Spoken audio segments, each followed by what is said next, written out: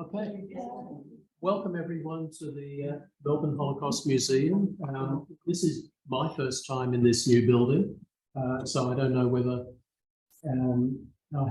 many of you have been here before since the place has been rebuilt, but still looking forward to the opening. Today's talk is on genealogical research using the United States Holocaust Memorial Museum. And we're privileged to have as our speaker today Jude Ricther, who received his PhD in Russian history from Indiana University. From 2002 through to 2006, he worked for the Conference on Jewish Material Claims Against Germany, conducting research in the collections of the United States Holocaust Memorial Museum to document survivors' claims. Since 2006, he's worked for the museum and is currently a research and reference specialist in the museum's Survivors and Victims Resource Centre. And before I pass over to Jude, I'd like to remind everyone, can you turn your phones to silent, please? And if you absolutely have to take a call, please step outside to do so. Okay, Jude, over to you.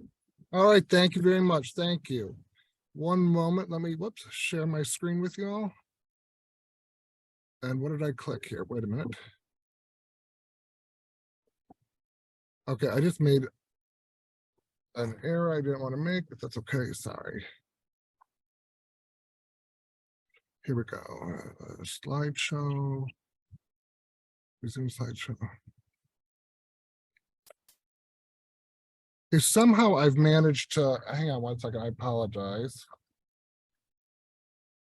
I'm not sure what I've done wrong here, but You've still got share. Okay, let me open, I can't get the, okay, here we go. Is that open now? I'm not sure what I've done. Let me if I open this up. Here we go. Sorry about the confusion and share. Okay. So you should all be seeing a screen that says using resources at the U.S. Holocaust Memorial. Is that what you're seeing? Yeah. Okay, great. Thank you. Sorry about that. It's very nice to be with you all today. I'm going to talk to you a little bit about some of the resources that we have here at the museum for researchers. Some of them are available online via our website and our collections catalog. But I want to make sure that it's clear that we also provide free research and reference services for survivors, their families, the families of victims, and other genealogists who, when we do that research, we prioritize survivors and their children, especially those who might have some kind of compensation case pending. But we will do research for anybody. It's depending on how you're prioritized, it might take a little bit longer, maybe even six months to a year to get back from us if you don't fall into one of those higher priority categories. We have a number of collections we use here at the museum for research, number of resources, but the main one I want to talk to you about today is, where did I go?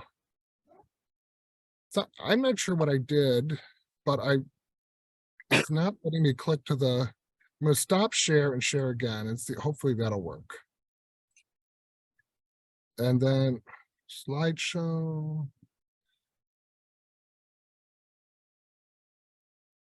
All right, I apologize for this. I'm not sure what I did wrong. We see your front page. You see you just see the front page and nothing else? And I can't get it to go to the next page for some reason. So I apologize. Let me stop this real quickly. Let me shut that off. Okay. Save. Okay, let me reopen it. I apologize for the extra.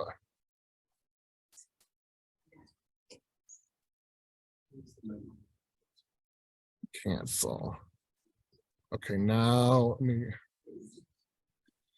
So technology has made it easier for me to do a talk for you guys from the other side of the world, but it's also made it a little bit tricky. So do you see it now? No, just you. Just me. Okay, one moment, one more minute. I will.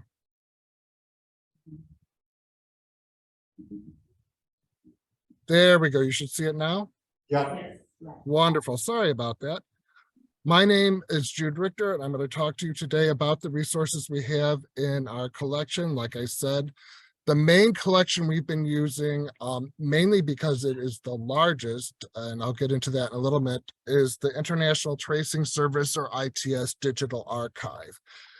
This collection first started to come into being during the war itself, when the headquarters of Allied forces asked the British Red Cross to undertake the registration and tracing of victims of Nazism during the war. In 1944, that activity was organized under the Central Tracing Bureau. After the war, it was centralized in Bad Arolsen, Germany, for a couple of reasons. One, it was equidistant between the four Allied occupying forces in Germany. It was also, Bad Arolsen was a town that had not been badly impacted by the war itself, so there were buildings that were still able to store documents. Their telephone and telegraph lines were still up and running, so that was a great place for them to get started. In 1947, this work was taken over by the International Refugee Organization, and the following year they changed the name from the Central Tracing Bureau to the International Tracing Service, or ITS. And during this talk today, you might hear me talk about ITS or Arolsen Archives, as the organization in Germany is called now. And that's sort of a just old habit, because they just changed the name in 2019, and I still will sometimes slip into ITS.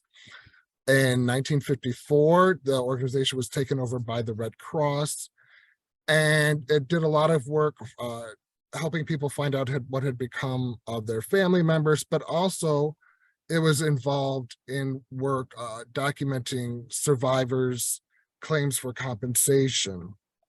And for a couple of different reasons, one was the number of cases they had to do research for, but also the fact that there were a lot of places for which they had no documentation. This was during the Cold War, so places like Romania, for example, or Hungary, and the former Soviet Union, there wasn't a lot of documentation that it was even available that the ITS could get its hands on. And in addition to that, many of those places, because some of you may have heard the Holocaust by bullets, that phrase to describe the way that the Einsatzgruppe and the German military commandos that were assigned to murder Jews as they invaded Poland and then the Western Soviet Union, that they usually didn't make lists of names of people they were killing. They would round up people, take them out, and murder them. So there weren't names. But what happened, because of these different items, and also because there may be other factors that I'm not as familiar with, but document responses were not getting out to survivors in a way that was satisfactory to the survivor community. It would take 2, 3, 4 years sometimes to get a response. And that was especially frustrating for people who were getting responses that said, "We didn't find anything about you." They felt that material was being hidden from them, that they weren't able to learn what happened to their family members or get what they needed for their compensation cases. So there was building pressure to open up this archive. And in 2007, thanks to pressure from this institution, led particularly by Paul Shapiro, who is still here at that time. He was the director of our Center for Holocaust Studies. He and some other people from other organizations were able to put pressure and to get the collection open to the public. And that meant that there's a treaty that governs the way this archive is used, and each of the countries, Germany, Israel, and then each of the countries against whom Germany waged war during World War II is entitled to a copy, one digital copy of this collection. So Yad Vashem in Israel has a copy. The Wiener Library in London has a copy. then we are the repository for the digital copy that the U.S. Holocaust Museum, or that the United States has. And so it's been open to the public. I've been doing research in the collection since 2007. And over time, we've gotten more batches of digitized documents that have become available. It's a long process to get these all digitized. There are millions of pages. But I just wanted one more item, that in 2019, what was called the International Tracing Service sort of renamed itself as the Arrowson Archives, and it still does that tracing research for the public, provides information for people looking to find out about family members, but it also does that more broadly Holocaust studies using this really vast collection. It's very rich in names for people looking for information about individuals, but there's also a lot to be learned by historians about the Holocaust by using this collection. So we have a copy of the ITS Digital Archive. There's about 190 to 200 million documents with information about 17.5 million survivors and victims of Nazi persecution. This includes Jewish survivors and victims, but also other categories of people that the Nazis persecuted can be found in this collection. And as I already referenced, the further west one goes, the stronger the documentation will be. We have really good deportation lists, for example, from the Netherlands, from Germany, France, Belgium. As you go west, that documentation is more sparse. We don't, for example, have in this collection much in the way of documentation from Hungary. And unfortunately, when people were taken to the different camps, especially people taken to Auschwitz or any one of the other extermination centers, the killing centers, Nazis did not keep lists of people who they murdered. So usually the last time we might see somebody is on that deportation list, which means that places like Hungary, where people were deported to Auschwitz, we don't have their names unless they survived. There's a possibility that their names, unless they survived the initial selection, I should say, that there might be documentation once they arrived at Auschwitz. Most of the records are from prisons and concentration camps.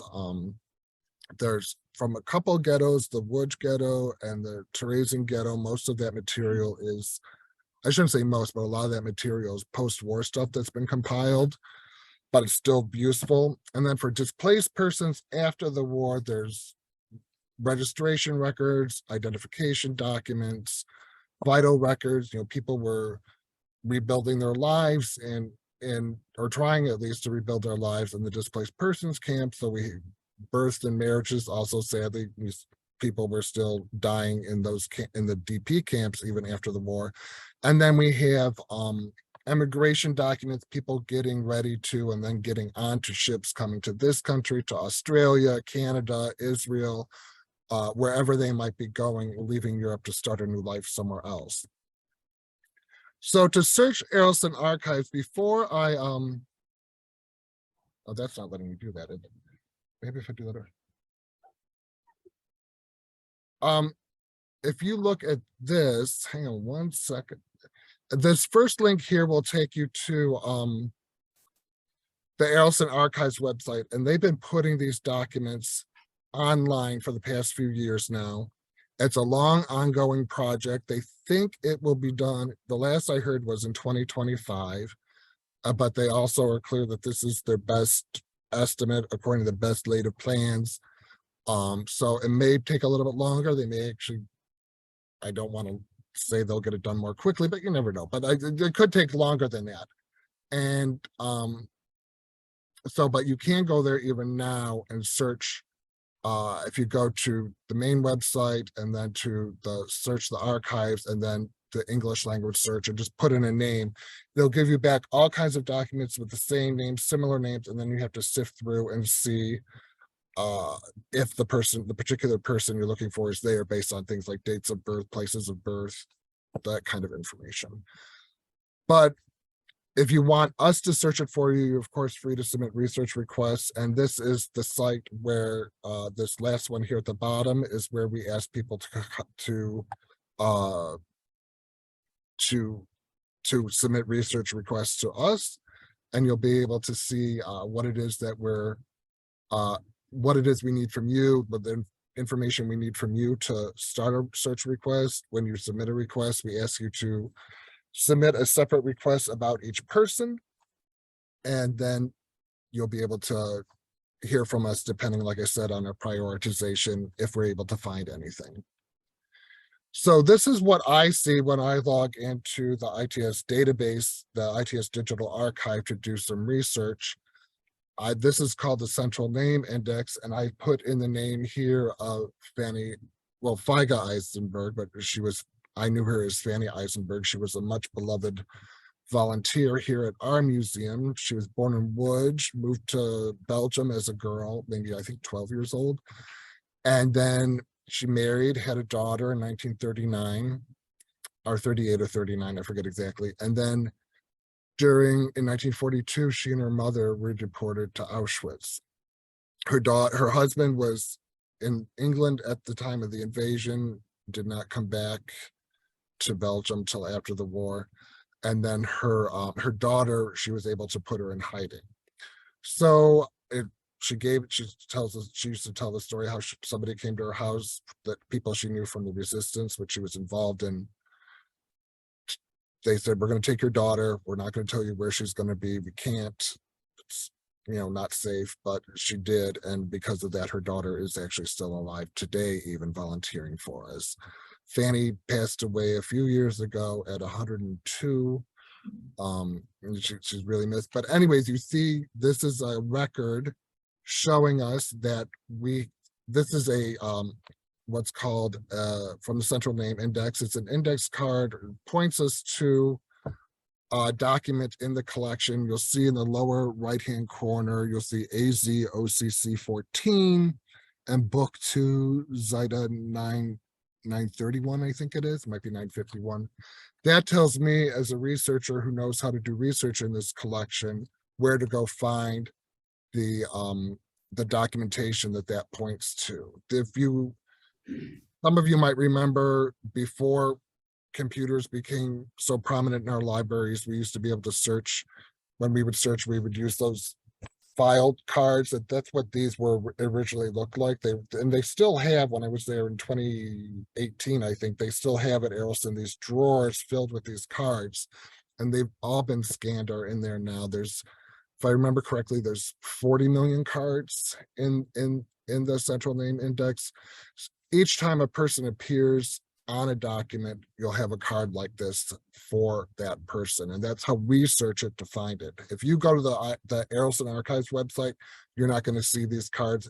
They're working to get it so that you put in the name and it takes you straight to the original document, or a copy of the original document. Just to give you a sense of the kinds of documents are in here, and that might be of particular interest to genealogists, I want to show you a few samples, or examples, I should say. This is a prisoner card from Buchenwald for Branka Markovitz. It tells us a lot of information about her date and place of birth, her marital status, whether or not she had children, where she was living, her last address before deportation, her religion, her nationality or citizenship. We see where her relatives live, and it's her mother and father were both actually had somehow made it to Switzerland, fortunately for them.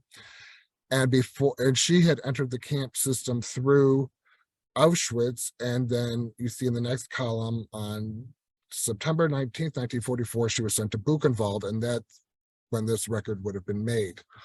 In the upper right-hand corner, you see her prisoner number.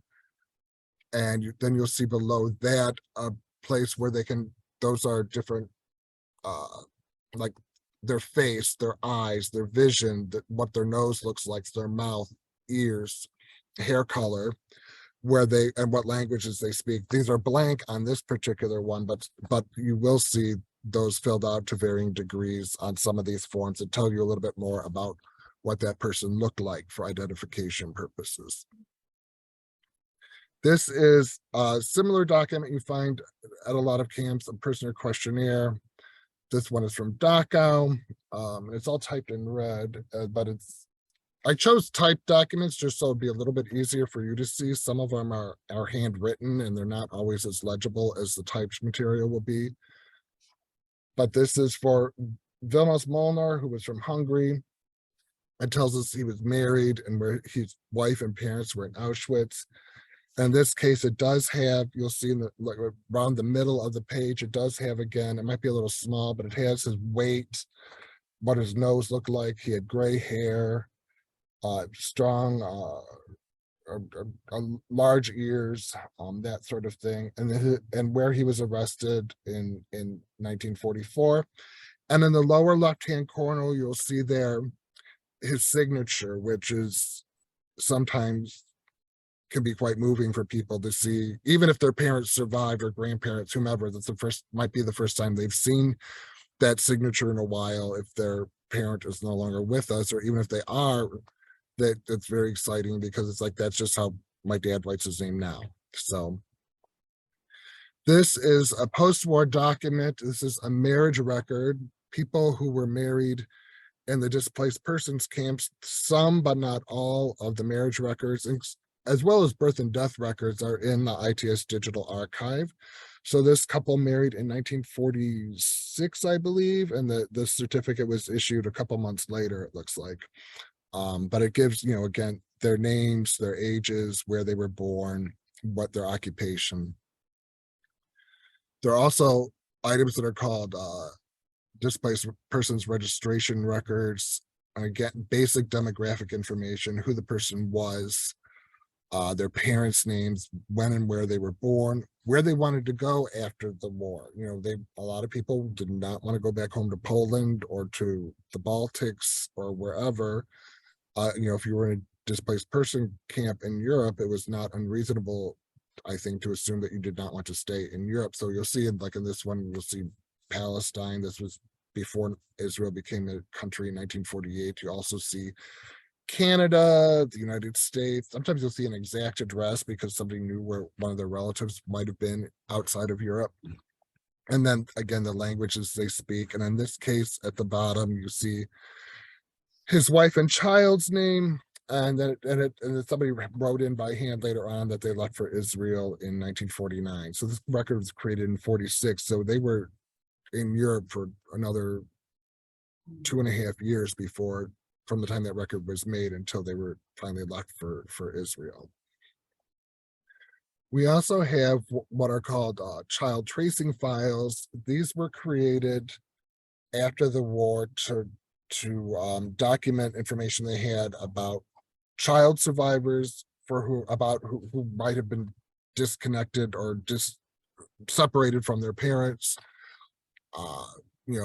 Sometimes sadly because their parents had been murdered by the Nazis, but other times in the more optimistic, because they had just been separated and hopefully they would be reunited. And this also gives basic demographic information about the child herself, and then her siblings' names and her parents' names, in the hopes that they would be able to reunite them. And these files, quite often they weren't able to reunite people with their immediate families in Europe because they had been murdered, as I said. But what's helpful in connecting people with family outside of Europe, I know of a survivor who was able to be reunited with his brothers who had immigrated from Hungary before the war, for example. So these files were very useful for that kind of thing. So that's just a really small sample of the kinds of documents that are in this collection. That are, as I said, it would be especially interesting to genealogists because they have so much information connecting these people to other people, to their parents, to their children, spouses, telling us dates of birth, places of birth, which, as you might know, these information isn't always correct in a document, but that's why having the other information like the parents' names and whatever else can be helpful. There are a lot of other individual documents like this that are available in the collection.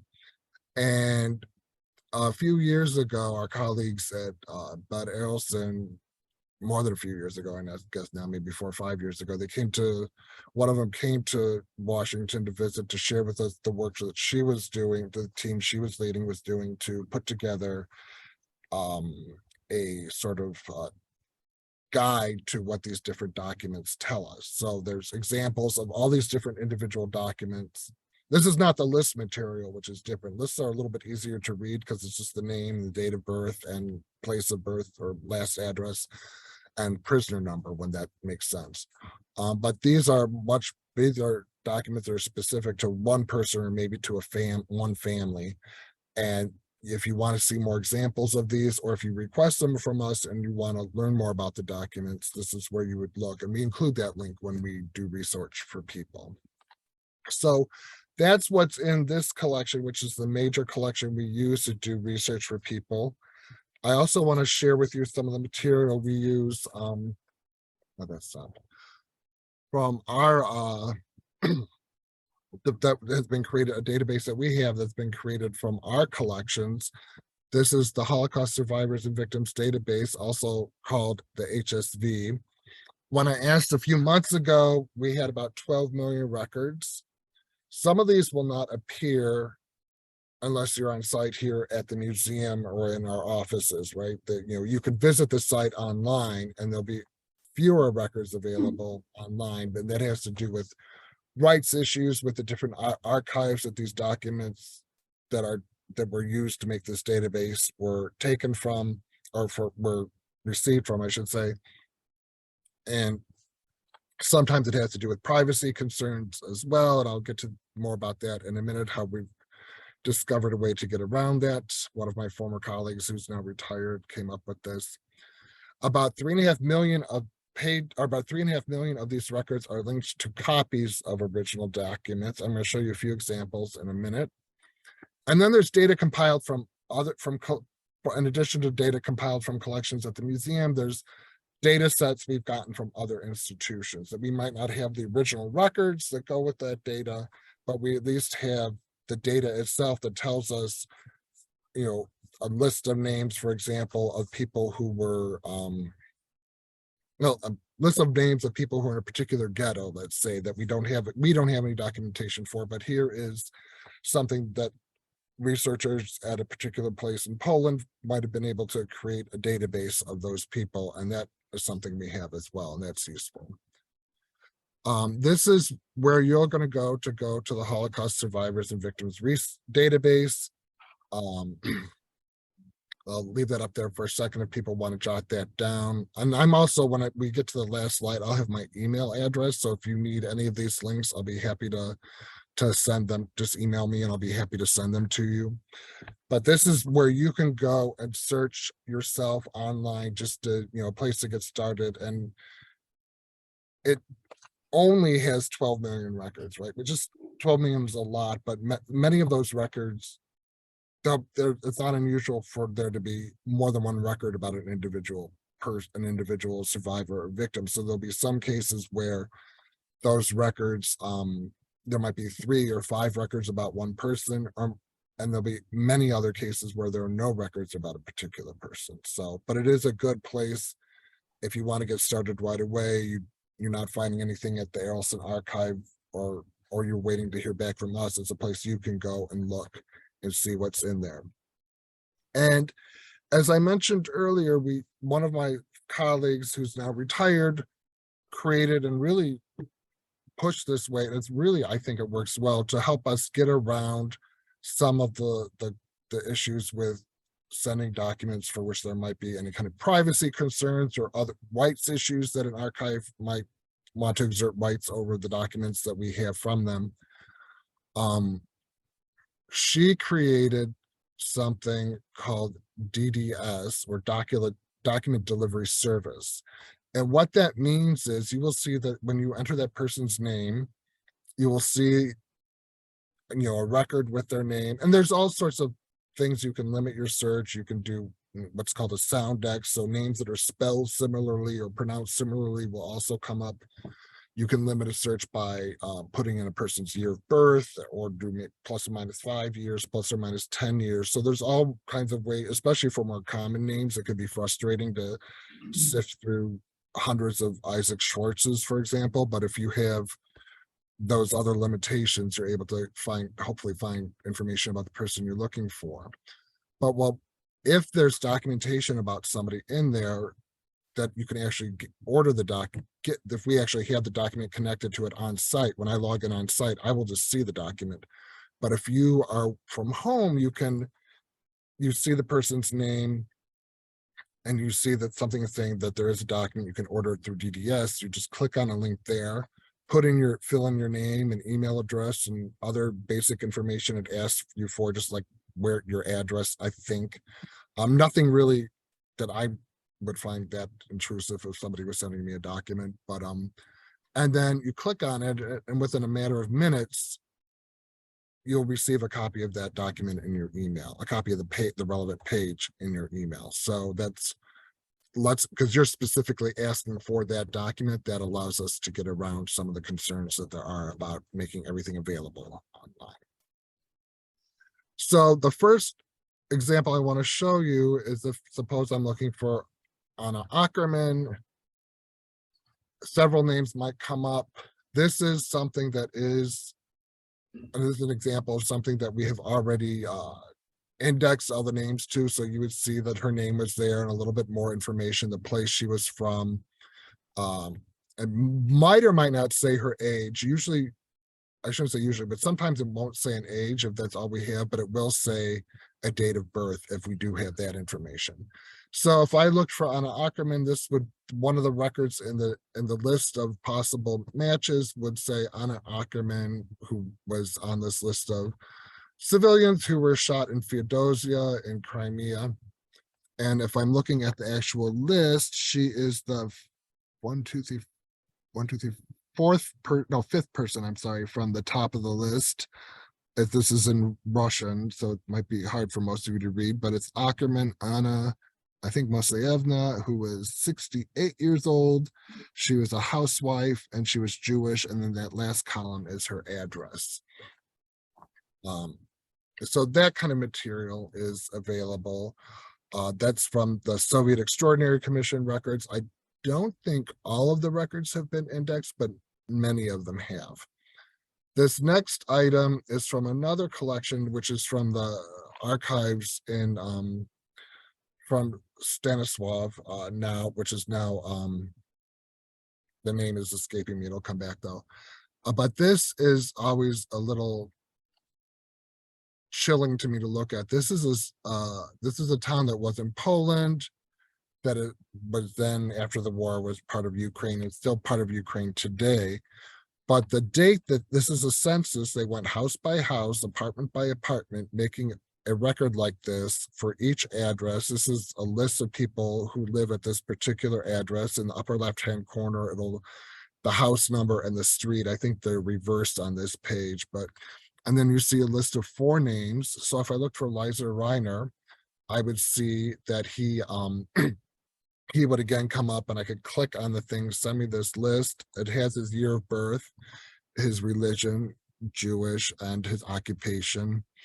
But what's chilling to me about this is this was taken in August 39, this survey, or this census, just a few weeks before the Soviets invaded Poland and World War II began. So it's just really, for some of these people, for some people who lived in that town, this might be the last time they show up on a record that we can find, because of the way that they were murdered or deported to camps where they were murdered right away, or murdered on site, where they marched out a few miles away and murdered there. So that can be really useful to have at least one piece of documentation proving that this person was there at that point in time.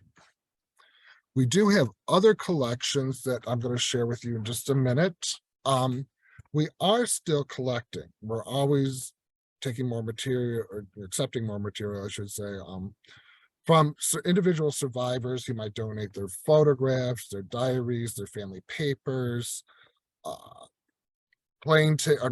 sometimes plane, but more often ship tickets from when they came to the US or went wherever else. That kind of material we really want to have from survivors as much as possible. We're still recording oral histories when survivors come to us. We also have been doing more with eyewitnesses. bystanders, although that's a problematic word, and then even on occasion with perpetrators, which that's very tricky because there's lots of issues with, are they opening themselves up to further prosecution if they've already been prosecuted by talking more about what they did. But there are a few who will, because for whatever reasons they recognize it's important. And we're also collecting documents from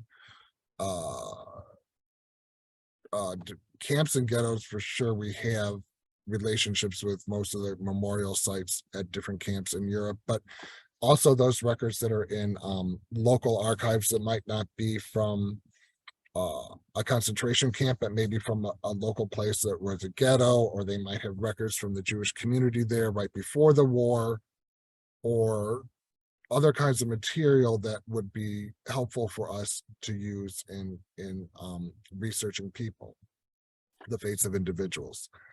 Not all of those collections have been digitized or indexed. So when we now more and more, it's not unusual for us to get collections in a digital format already. So we don't have to spend the time and the energy, the money to have them digitized, because we're already receiving them in a digital format. But we also have collections that are still only on microfilm. That I was just in a meeting Monday, I think this past week, talking about which collections next we're sending batches to be digitized. And so I'm with digitized. I'm with a team of people from across the museum who bring our different priorities, the scholarly research, the individual research that we do, to decide what's next in our queue to digitize stuff. But even when it's digitized, they haven't already been indexed. Nobody has sat down and gone through the 500 pages in that collection. If it's a 500-page list of people who are in a particular place at time, nobody has yet had the chance to sit down and go through and enter those names and other information one by one into a database so that we can make it really searchable. We have had a collaboration that's sort of ongoing with Ancestry.com, where they use their volunteers who digitize documents, or index, I should say. I often confuse the words, but index is when you put the names into the database. They have volunteers who index documents so that researchers, from any kind of document, it might be something from New York City in 1905 or from London in 1880 or whatever, but it's just good list material for genealogists. And their volunteers will work on this material for us as well. The only real issue it's not really, I shouldn't say complaint, but the one thing that does not allow us to do is because they will only do stuff that is in the Latin alphabet, right? So Hungarian, Polish, Romanian, all the languages of Western Europe and many from Central Europe are available. They can do for us in theory, but when you're dealing with stuff that's in Cyrillic, so from Ukraine, for example, Belarus, or anything that's in Hebrew or Yiddish, that's not going to be done that way. So, but we do make the unindexed collections regardless what alphabet they're in. We are working to make more and more of them available online so that the public can use them to, whether you're a historian somewhere writing your dissertation, or you are a genealogist looking for information. We want to make these as available as possible to a broader public. Accessibility is really important to us to make this information documentation available.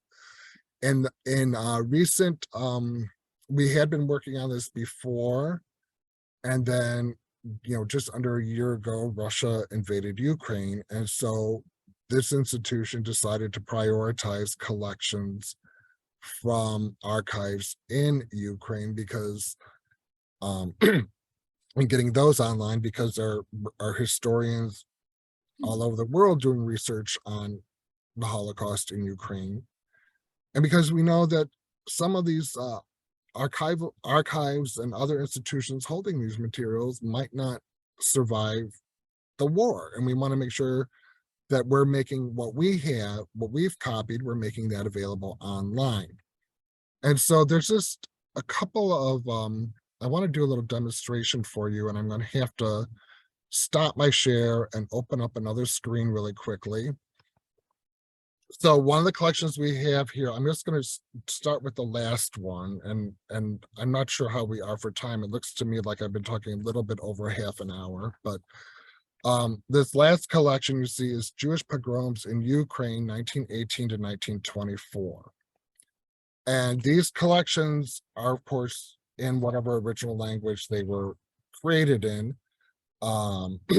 They're going to be in this case, they'll be in Russian and in Ukrainian and in Polish, depending on who was writing it and when and where. So let me stop the share and then open up our catalog so I can show that to you. And then, there we go. Bear with me one moment, please. So I'm going to ushmm.org/collections search. Is that what it is? I'm sorry, I took that down before I should have. Wait a minute. Let me open that up real quickly again and see what it's. Okay, collections.ushmm.org/search/. Let me open this and then I will share it.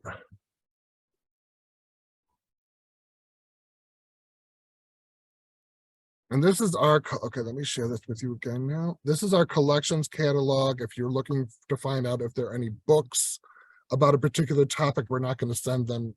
You have to come here to use them, but at least if you can find out if a book exists, that makes it a little bit easier to find it somewhere else. Let me get over to, where is it? So this is what okay, you should see it now. It says, when I go into this, because I'm at the museum, it says search all 349,140 records in our collections. Somebody searching off-site, it's going to be somewhere in the 200,000 range. And again, that has to do with what collections are available to the general public, what kind of rights issues are involved, and how we can make, whoops, sorry. Oh, I don't know what I did there, but how we can make those available. So let me open this Kiev pogrom.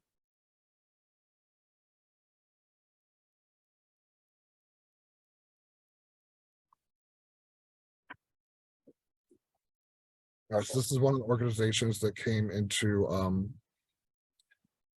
to being to help to provide relief in the wake of pogroms during the Russian Civil War after the revolution. And so this is what you would see as a visitor to our website, right? You're all seeing this screen correctly where it says Jewish pogrom. Yep.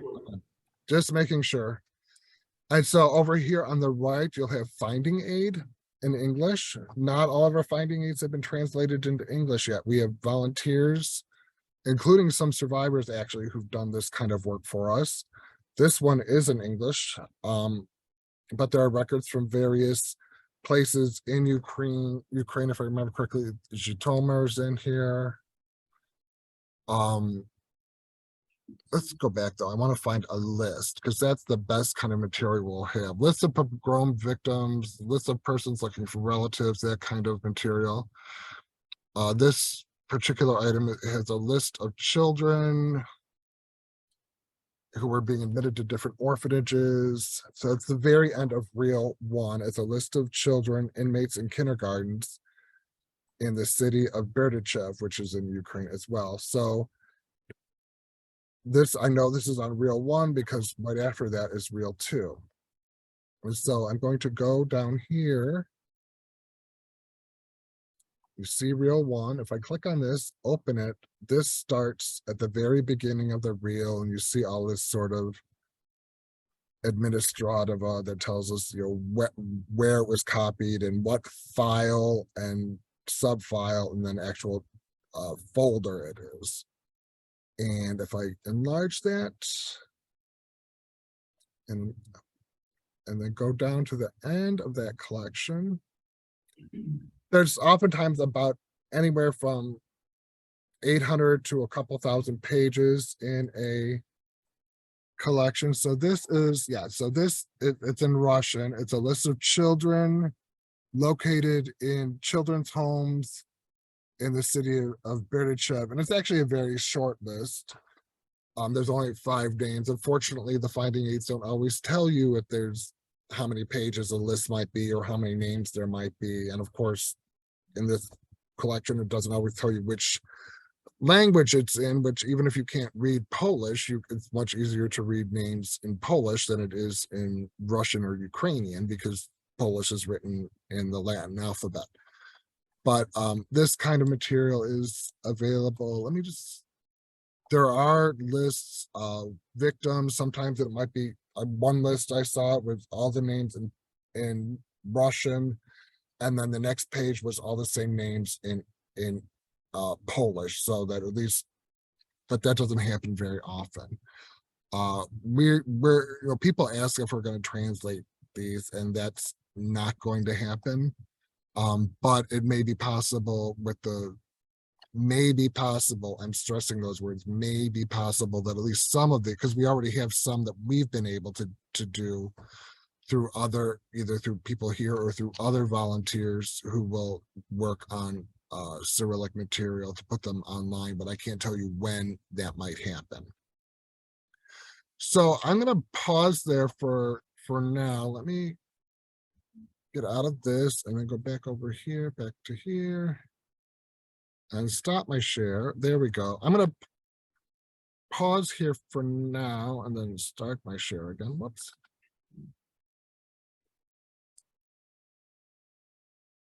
Bear with me again. Thank you. And let me go back over to this one. Yeah. And then I just want to show you this last, that's the last slide. If you want to submit requests, I showed you this address earlier, but if you want to submit requests for us to do research, particularly from the ITS Digital Archive, which is the largest one, but we will also look for other stuff. We have a number of collections from Romania that we've acquired. The former director of the International Archives program here at the museum was himself Romanian. He's actually now the Romanian ambassador to Israel, but he was really able to work his relationships with Romanian scholars and archivists to get a lot of documentation from Romania, microfilmed and brought here. More recently, we're getting accretions of those collections in digital format, and we are also digitizing what we have. So and we have been working on indexing those as well. So we do have stuff outside of the ITS. It's just the ITS Digital Archive is very much the quickest and easiest thing for us to search to find material. So that's where we will start. And then depending on where the people you're asking about were from, we will search in other places. So why don't I stop there and open it up for questions, I guess. Thanks, Jude. Mm-hmm. Very informative, but is there anyone in the audience who would like to ask a question? Yeah, please go ahead. Speak up. Could you stand and speak so we can hear you? Can you look at the microfilm records online? What I just showed you is an example of a microfilm record that has been digitized. The material from the Kiev pogrom relief organizations. Not everything that's microfilm has been digitized yet. If it's not been digitized, it can't be seen online. But if you go to our collections catalog, which that was not going to go. It's collections.ushmm.org/search/search. And if you search there, and then on the side there's a place where you can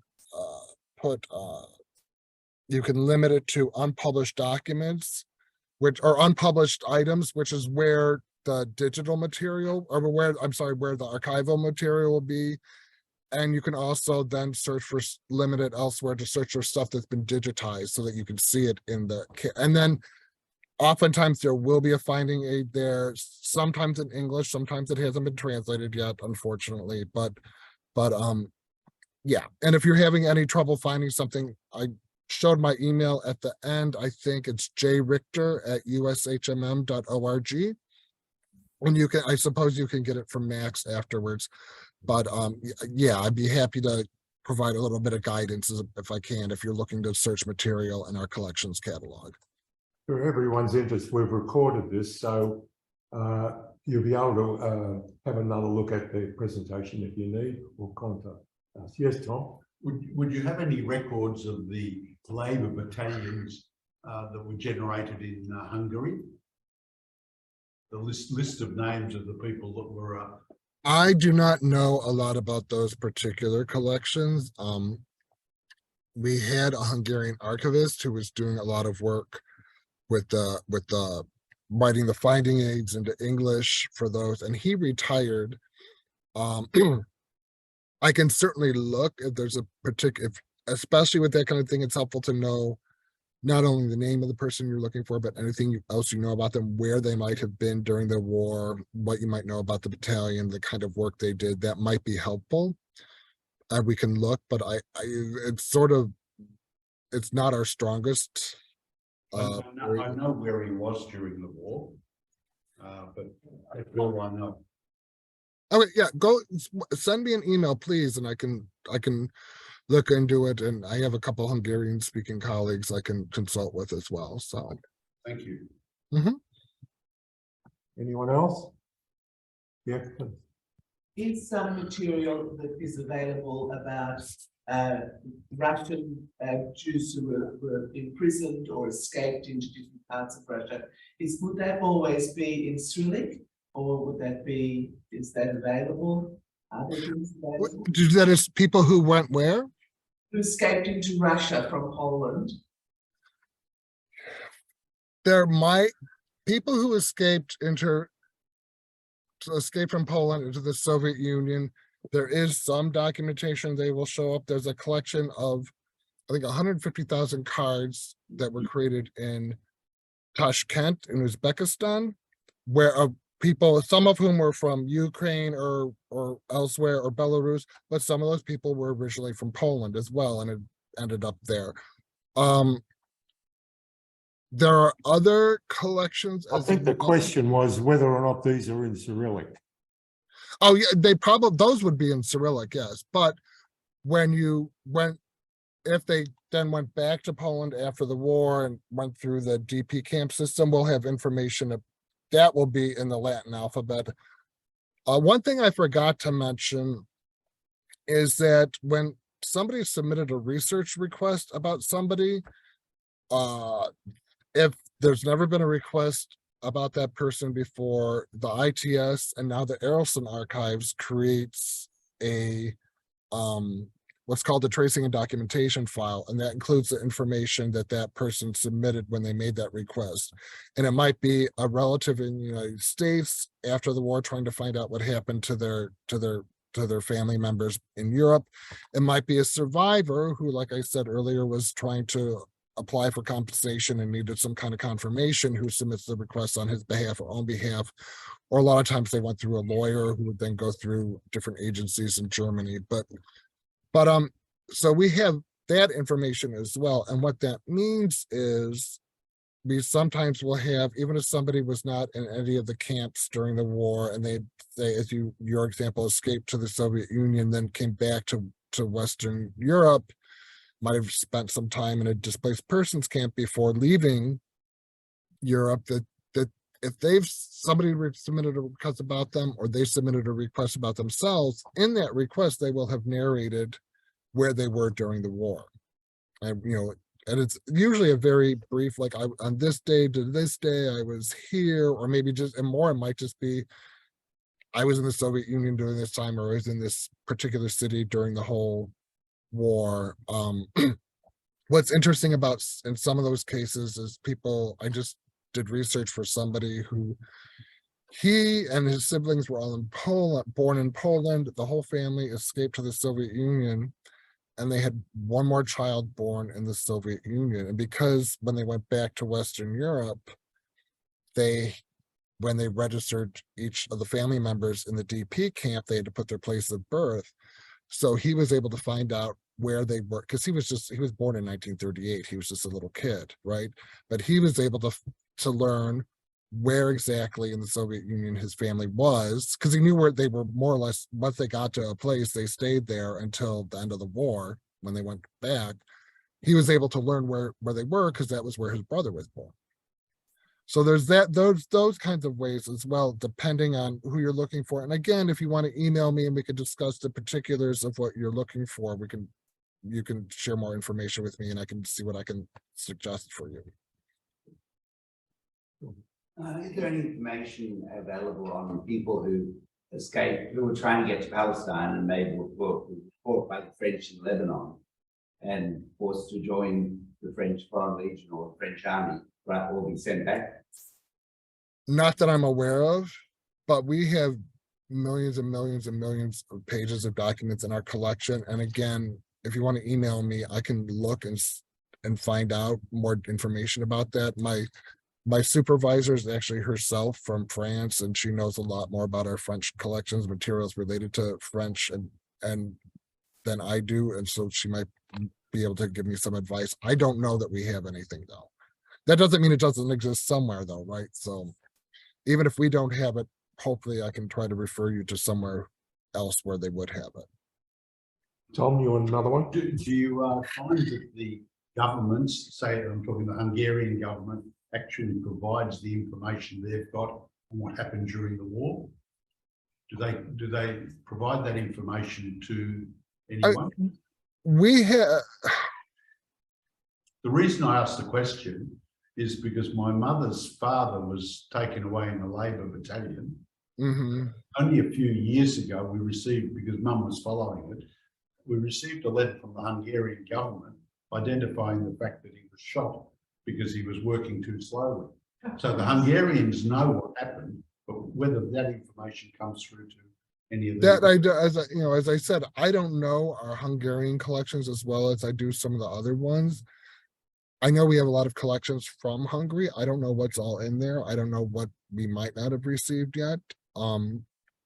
But again, I can see what I can find. I'm sorry, that's not a very good answer to the question. I don't know the answer. So, but I can see what I can find out from my colleagues if you want to, again, send me an email. Okay, thank you. Alan? Question. Does Arrowson have information that you don't have? Yes. They have some documents that they're still scanning to provide us with. We just recently, a few months ago, got the latest installation in, and we get more stuff. Arrowson is actually also still collecting. So we did our latest batch of stuff we got from them. We also got material that they had collected from Belarus and Ukraine and other places. Presumably the stuff from Ukraine was from more than a year ago, but a lot of that duplicates what we already have, but it's in a digital format that ours isn't always. So it's but they also, we're still getting stuff that they do have as they're going through and digitizing and sending more batches. But the other aspect of this question is that there's some material that Arrowson has that the original holder never gave them permission to release the documents to the public. And we're talking back like in the 1950s or 1960s, right? Sometimes. So they've been going through this process. When I was there in 2018, I think it was, I was talking to the director of archives, I think it was, but he was going back to these places, other institutions in Germany and saying, hey, this is what you told us in 1957 or whatever. Now, obviously, we're in a very different world, it's a very different time. Can we make these available as well? And some stuff I believe has become available, but some stuff has not. And I think it's partly it's a matter of time. I think it's also some of these institutions might not exist anymore. So then who has the right to say it and figuring that out? So I don't know if we will ever have all of it, but you can also always write, make a request directly from Arrelson and see what they can tell you. So the likelihood is if I sent the same name to both organisations, I may end up with two different lots of information. I would say it's not a very high likelihood because it seems to be more common for material from Germany about German Jews and other Germans who were in Germany when the Nazis were in power, but before the war began. So you're not going to, like, if you are, and even then it's not everybody. It's like, it's particular towns. There's Leipzig, for example, people who are in Leipzig, for some reason, they don't want people to see this collection, who are not Arrelson. They would love to let us, but whoever they got it from in Leipzig doesn't, or last I heard anyway, didn't want to, but it's just basic information that you could find. These people will show up in deportation lists and whatever else. You just won't, you can see that there's a record about that person in this collection. You just can't see the record. So. I've got a subsequent one. Yeah, go ahead again. Okay, what about Yad Vashem? Are you sharing information with them or are they sharing with you? Well, we have, we all have the same ITS digital archive as far as that's concerned. And so we do research on our site. They do research, they do research for people as well. Yad Vashem, we just had a meeting with their director of research a few weeks ago. And one of the things that we learned from them is that they do not, we don't charge anybody who asks us to do research for them. We do it, and we're a federal institution, which means we're providing information for free to the public. Like if you go to a federal library, you might pay for Xeroxes in this country, but even if you come to us, our Xerox machines are free. We want to make this information as accessible as possible. Yad Vashem does not charge survivors or their families, but it will charge other people. So that's another thing to think about. Are you doing this for genealogical purposes, or you're doing this because your father or grandfather was a survivor? And I don't know what their fee schedule is like. I can't imagine it's exorbitant, but I don't know. I've never, but they have collections outside of the Internet Tracing Service Digital Archive.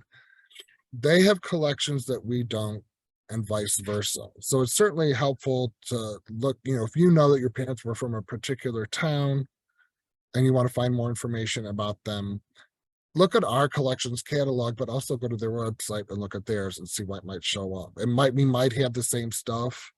We might not. Sometimes they will have more photographs because, again, they too collect from survivors. So they might have photographs from, school photographs from a particular town during the 1930s that we wouldn't have because that survivor donated them to Yad Vashem and not us. So there's that kind of thing to think. But I mean, it certainly doesn't hurt to ask both us and Yad Vashem and Arrelson. You may find you get the same exact answer from all three of us, but you might find some small variation depending on where the people were from and what differences there are in what we each have collected. Thank you. I've got my own, Jude. I was involved many years ago with the Shell Foundation interviews. And I know that you have access to all of these interviews. And in the interview question sheet, there is a lot of detail given up about family, extended family and relatives. Is any of this data available, or has anyone thought of extracting this data from their database? That's a couple of different answers to that question. We have in our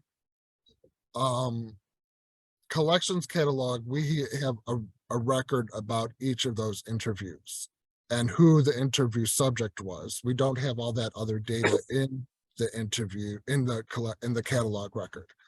So that's one part of the question. One answer to the question. But you cannot watch the interview from our catalog, right? You have to either be here on site at the museum or at another institution that has the rights to show it to people, or also the Shoah Foundation. I was at a conference in November. They have not, they, I think just within the past year or so, I'm not sure, I might be misstating that. I don't work for them, so don't hold me accountable if I tell you the wrong information. But if you go to their website, I can tell you that, again, if you're a family member, there's a place that you can click to order a digital copy of that testimony. If it's your mother, your grandfather, maybe your uncle, I'm not sure if they hit what limits they put on who is a family Yeah, member. I can confirm that, Jude. Yeah. Yeah, but the other thing is somebody did pull the data with, because if you search for any name on their website now, not only of the person interviewed, but also the family members, somebody does an interview, they tell you, their parents' names, their aunts and uncles' names, their siblings' names, nieces, nephews, whatever, their neighbors.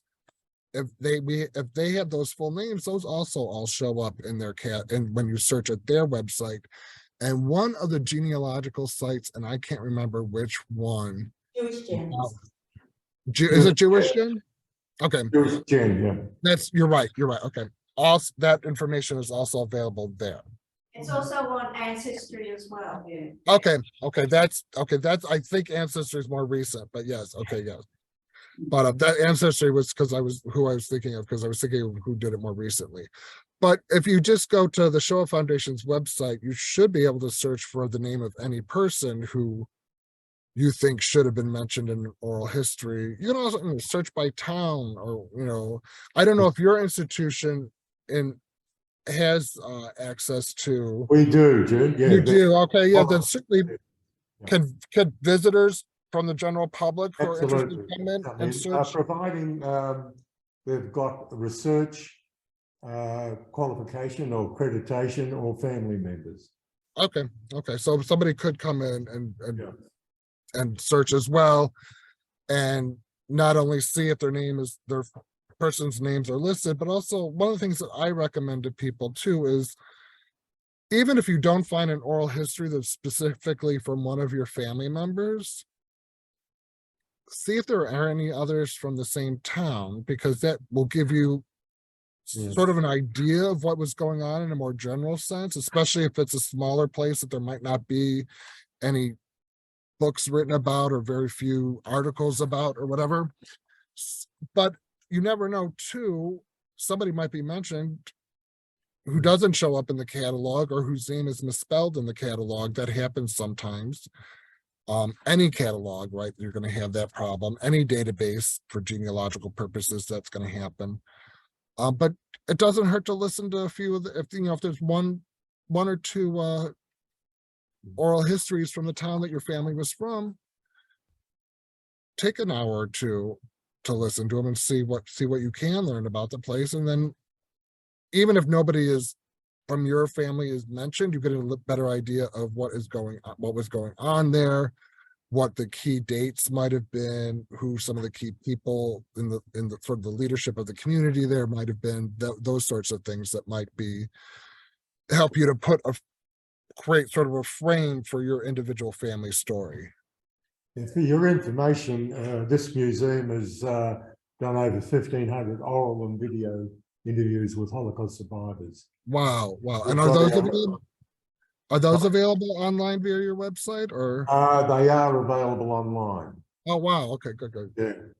Again, with the same sort of requirements of research or family members. Okay, very good. They certainly are available. Anyone else before we close up?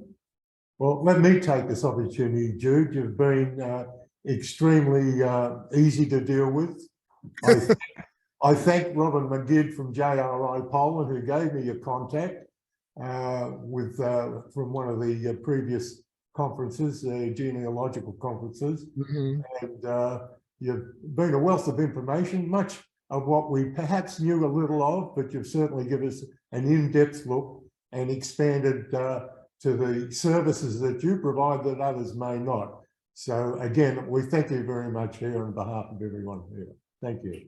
You're very welcome. Thank you all. And as I said, if anybody has any specific questions that they would like to email me, feel free to do so. It might take a week or two for me to get back to you, but yeah. Thanks very much. Thank you very much. Have a good day. Thank you. Bye.